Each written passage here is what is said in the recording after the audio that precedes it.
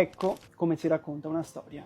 Sì, perché è così che andrebbe raccontata una vita, di fronte a un drink. E per Maurice, il protagonista del libro, i drink sono 4, almeno. 4 drink dedicati alle 4 persone più vicine al suo cuore, alle 4 persone alle quali forse deve più spiegazioni della sua vita. È arrivato alla fine, ma ci arriva molto lucido e nonostante un'esistenza basata su valori più o meno discutibili, ci arriva composto ed educato. La trama di ricordi che tesse durante questi drink compone un'esistenza di fatiche, di scontri, di ruggini e di attriti, ma un'esistenza umana che vuole tendere a un senso, a un significato e a una serenità.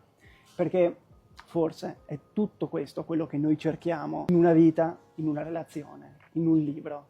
Un senso, un significato che ci porti serenità. Ecco, questo è Quando tutto è detto ed è il libro che ha segnato la mia estate ed è un libro al quale, se proprio dovessi dargli un voto, non si scosterebbe tanto dal 10.